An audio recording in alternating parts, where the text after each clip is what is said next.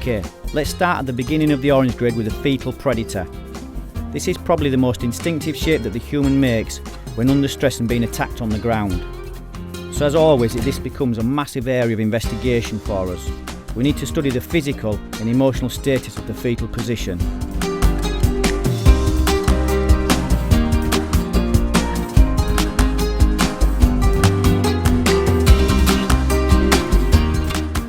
As you know, this is where the KFM began its journey, with Husto observing a young boy fighting in the street.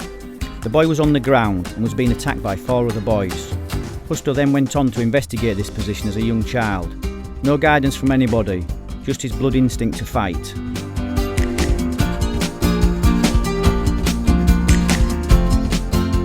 Husto had begun to study from a very early age.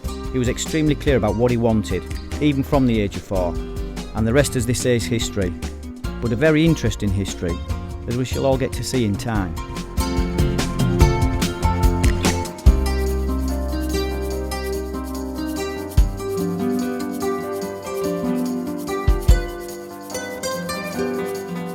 The simple forward roll is in its extreme basic form at this stage of training.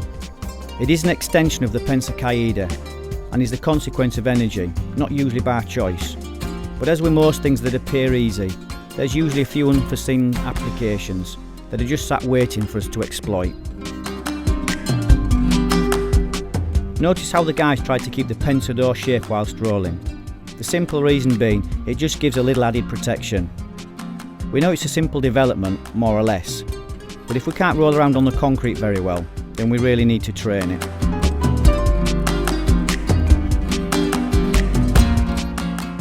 As always, the concrete sorts out lots of questions like, yeah, but surely that's a bit dodgy, or yeah, but will that hurt? Obviously, we are rolling around on concrete, and don't forget, if we find it hard in training, then the damage we may receive in a fight is tenfold out of the training.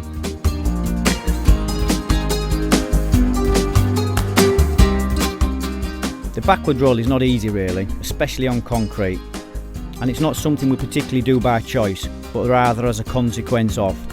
Nevertheless, we need to have the basic ability with this movement.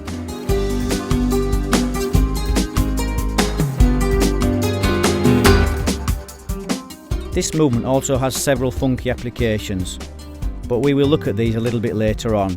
For now, we just need to catch the basic ability.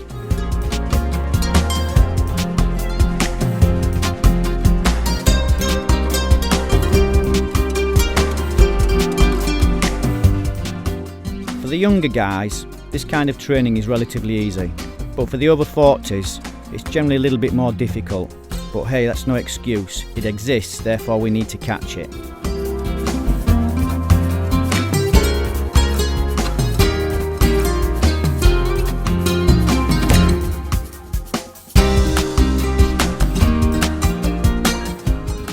Now we just mix the pensa caídas and the rolling.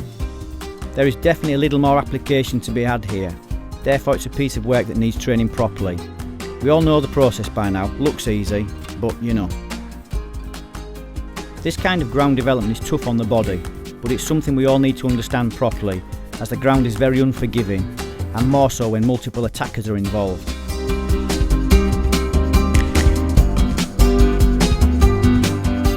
So we have added one more new thing into the equation, and as you can see, it quickly builds.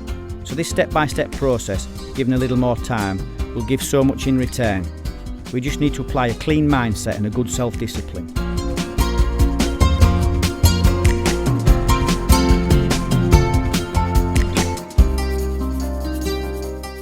The next 3 shots show these basic movements in flow, mixing the fetal predator, break falls and rolling.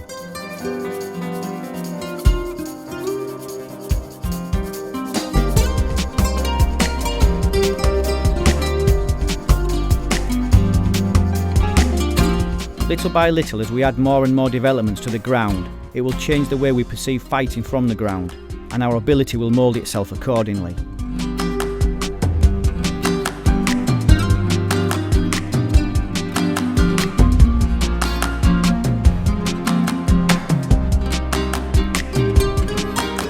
Our objective is to have equal ability in all levels. Is this really possible? Well, if you believe so, then yes. But if you have a doubt, then you need to fight with your mind, and this can be difficult to overcome.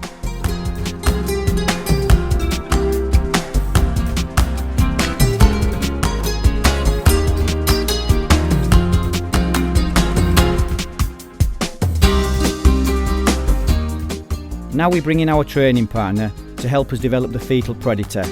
As with most developments in the beginning, we generally receive the attack in order to get to grips with the stress and all the associated problems that are connected to the new area.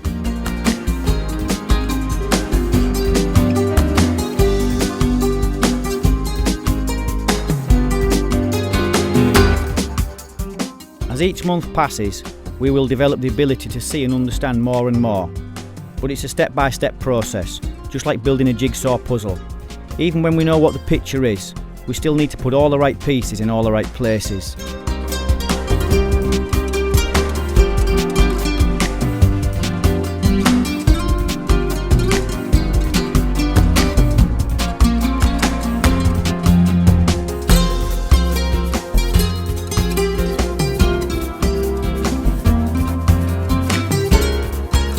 Because the fetal position is so typical, we've spent a lifetime developing it, and consequently, the amount of applications that have evolved from it are countless. And once we've got to grips with the predator side of things, we will open up the application a little more.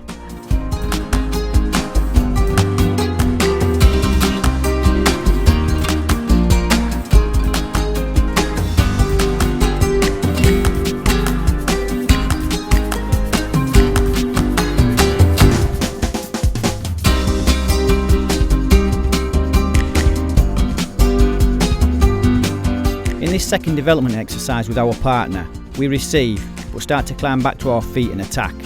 This is now a concept that we should be carrying with us constantly. If you watch carefully, you can see that Ruben is applying many of the things that we've just looked at, only now he's mixing it all together in a two-way physical conversation with Husto.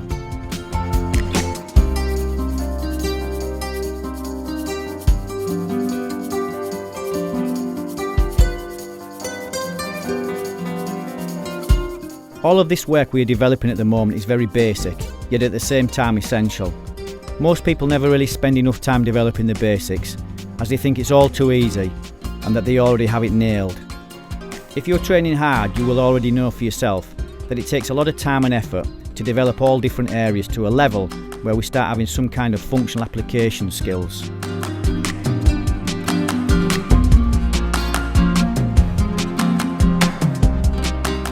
One thing that is very important for us to understand about KFM is the fact that it is a consequence of its own journey throughout life. All of these basic developments in the early stages of the Urban X programme are just a simple reflection of the street. They have nothing to do with the Far Eastern arts or Middle Eastern combat systems, just a simple reflection of the urban streets, that's all.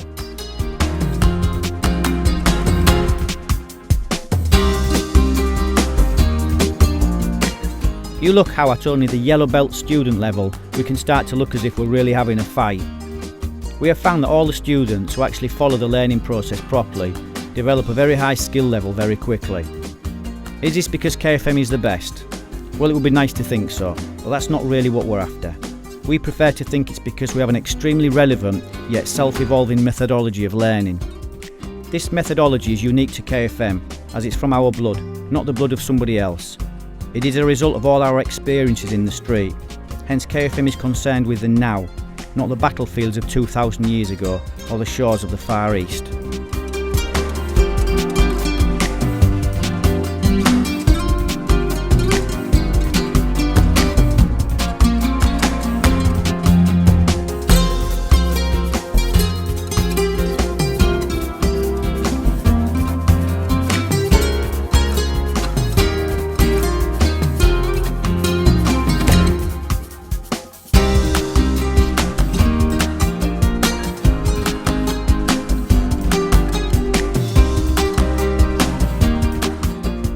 Our body only possesses 2 arms, 2 legs and a head that wobbles about on top.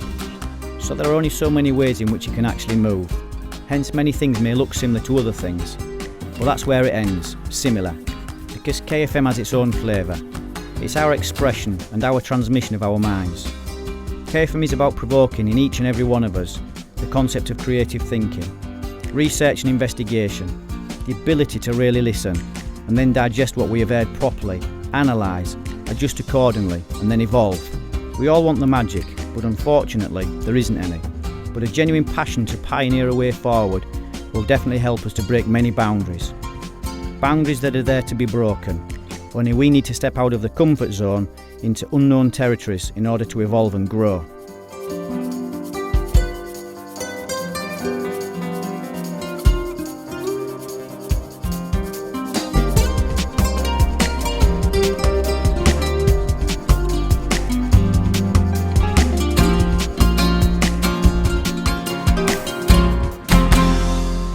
We hear so many people arguing about and defending the history of their particular martial art, about how they have been around for 1,000 years or more, and how the masters of the past were all that. The only thing I know about the past for sure is that it's past. Everything evolves, and if it doesn't, it just dies. It's as simple as that. The only reason the human is the dominant species is because of our unprecedented ability to adapt and evolve. Hence, things around us are constantly changing. Tradition is good as a form of remembrance. But we can't and don't live in the past. We live right here, right now. Evolution is a consequence of our instinct, and we just can't stop it. Good or bad? Well, that's debatable. But the simple truth is, we just can't stop it. So ask this question. If everything in life does, has, and continues to evolve, then how is it possible for certain martial arts to have missed this daily evolving process and stayed exactly the same for 1,000 years or more? It doesn't fit in with the laws of natural evolution.